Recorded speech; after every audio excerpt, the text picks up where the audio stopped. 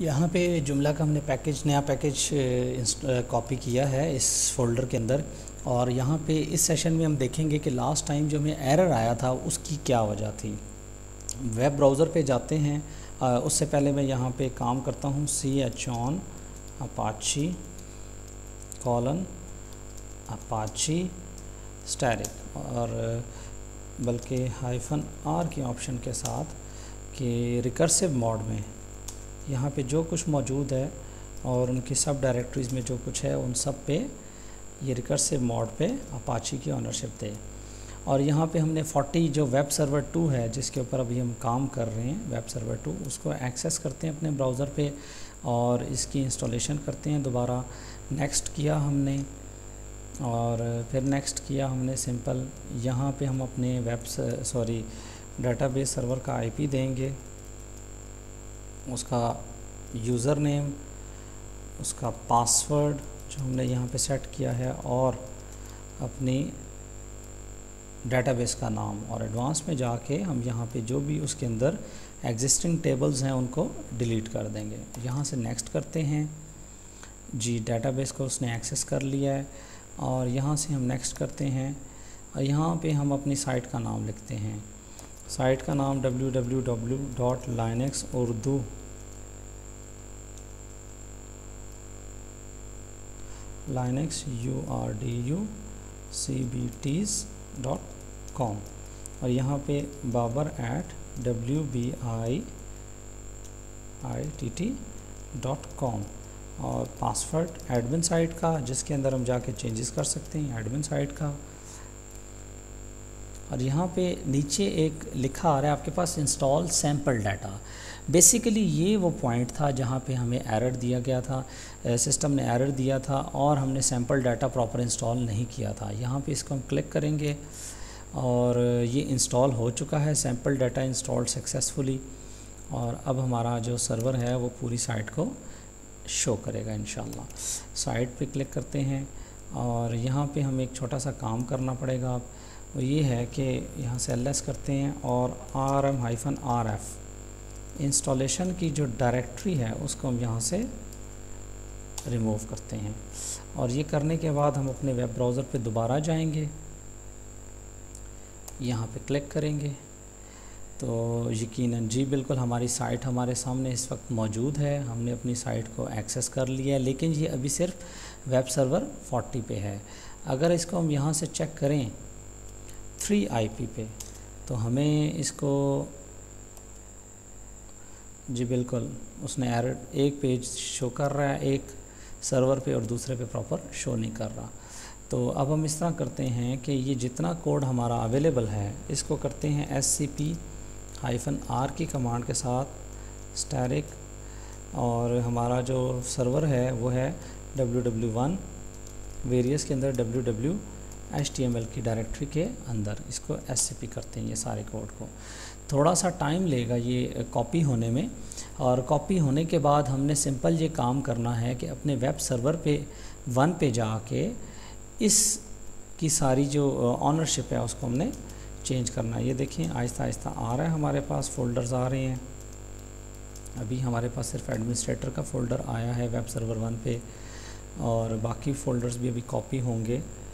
और यहाँ से अगर हम चेक करें तो हमारे पास ये साइट किस तरीके से आ रही है। और यहाँ हम एक छोटा सा काम करते हैं कि हम यहाँ पे चेक करते हैं कि हमारी डाटाबेस इस वक्त कहाँ पे रन हो रही है। जी डाटाबेस हमारी इस वक्त DB1 पे है और मैं यहाँ पे चेक करता हूँ कि यहाँ पे हमारी हार्ट बीट सर्विस का क्या स्टेटस है। जी ये सर्विस टॉप है, यहाँ पे इसको हम स्टार्ट करते हैं।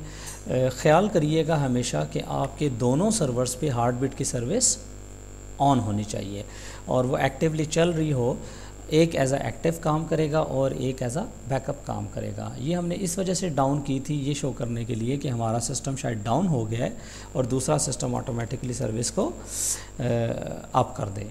अब हमारा DB2 जो है उसके ऊपर हम चेक करते हैं, सर्विस अभी अवेलेबल नहीं है तो हम यहाँ पे DB1 को यहाँ से डाउन करते हैं, यानी इसकी हार्ट बीट की सर्विस को डाउन करते हैं। आप बिल्कुल ऐसे अज्यूम करें जैसे हमारा सर्वर इस वक्त डाउन हो रहा है।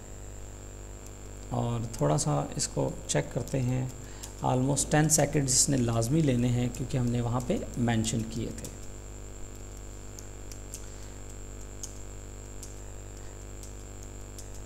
दस से 12 सेकंड लेगा, लेकिन एक और चीज़ का ख्याल करिएगा कि जब ये सर्विस डाउन हो जाएगी दूसरे सिस्टम में से तो फिर 10 से 12 सेकंड वो लेगा।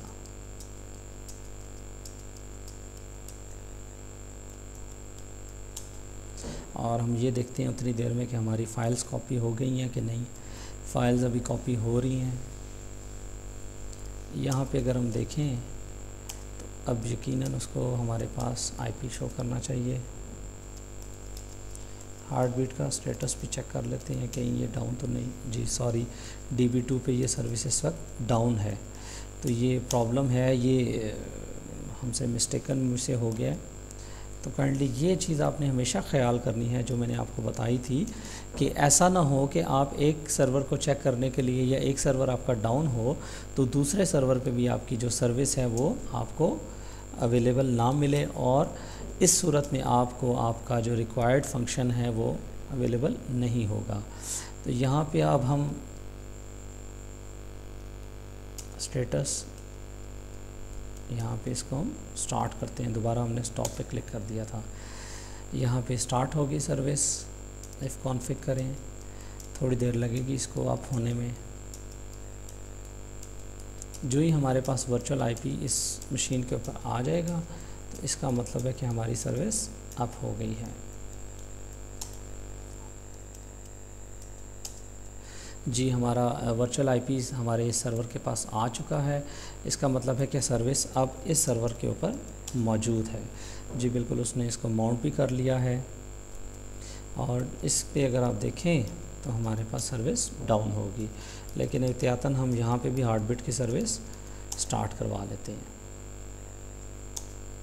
इस पे हमारे पास सर्विस नहीं आएगी, बल्कि सर्विस हमारे पास अवेलेबल है DB2 के ऊपर। जी, हमारे पास यहाँ पे अवेलेबल है। अब हम देखते हैं हमारा कोड वहाँ पे कॉपी हो चुका है, बिल्कुल हो चुका है। और सिंपल हमने ये करना है, LS करें, LL करें, तो यहाँ पे आपके पास रूट मैक्सिमम तमाम डायरेक्टरीज़ और फाइल्स की पर ऑनरशिप आ रही है। तो हमने CHON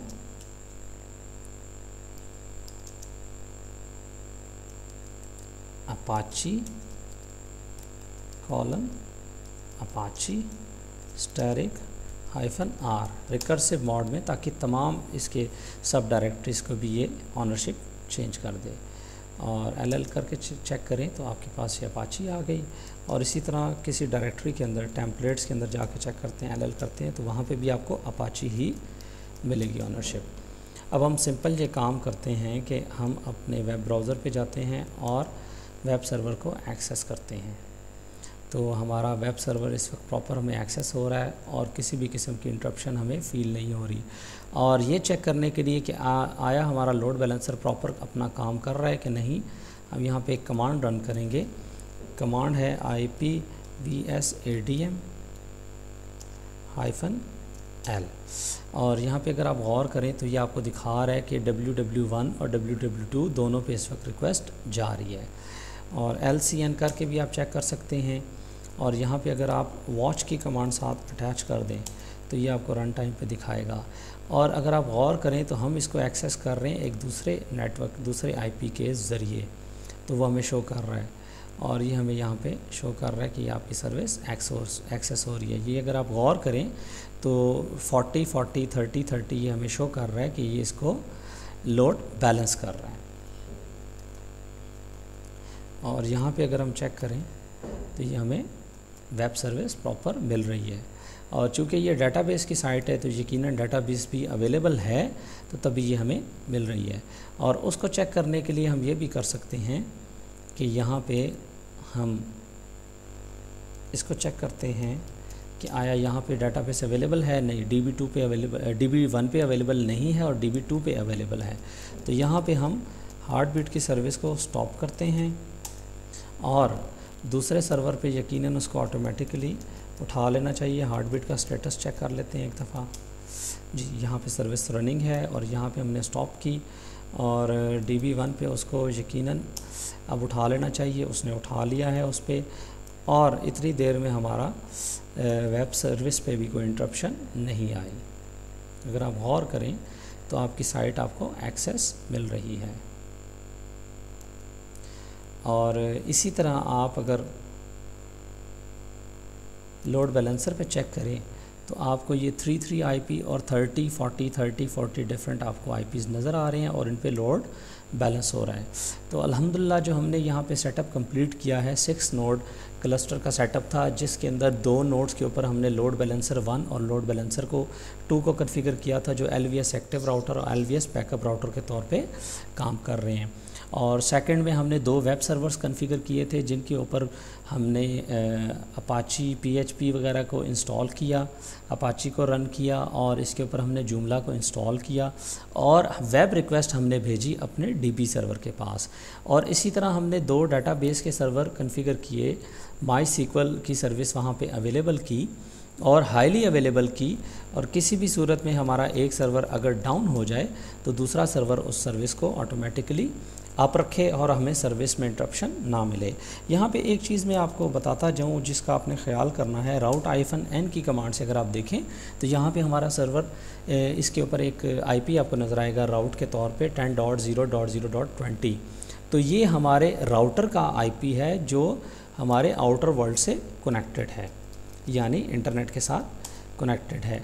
और आप इस चीज़ का भी ख्याल करिएगा कि ये जो हमने यहाँ पे प्राइवेट IPs, जैसा कि स्टार्टिंग में मैंने आपको बताया था, ये सारे प्राइवेट IPs आप इनको आप एज आ पब्लिक IP ले सकते हैं और आप अज्यूम कर सकते हैं कि ये पब्लिक IPs हैं और आप अपने नेटवर्क पे, रियल टाइम नेटवर्क पे, पब्लिक IP पे ये सारा सेटअप इजीली कॉन्फ़िगर कर सकते हैं। अल्हम्दुलिल्लाह मेरा टेस्टेड नेटवर्क है, आप मेरे पे ट्रस्ट कर सकते हैं।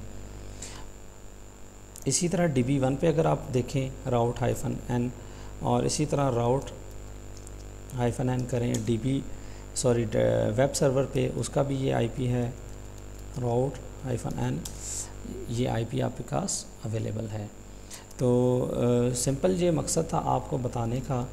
ये पूरा आपको अल्हम्दुलिल्लाह नेटवर्क हमने कॉन्फ़िगर करके दिखाया और इसके अंदर जो जो प्रॉब्लम्स आ सकती थी और जो जो चीज़ें हमने देखी वो सारी अल्हम्दुलिल्लाह कोशिश की कि प्रॉपर तरीके से आपको समझाई जा सके। नेक्स्ट इंशाल्लाह कोशिश करेंगे कि कुछ ट्रबल शूटिंग की वीडियोस को भी लॉन्च करें और वहाँ पे आपको बताएं कि DRBD अगर डाउन हो जाए या उस पर कोई ट्रबल शूटिंग हो तो उसको कैसे मेंटेन करना है, और लोड बैलेंसर के अंदर कोई ट्रबल शूटिंग हो तो उसको हमने कैसे टैकल करना है। यहाँ तक के लिए अल्लाह हाफ़िज़।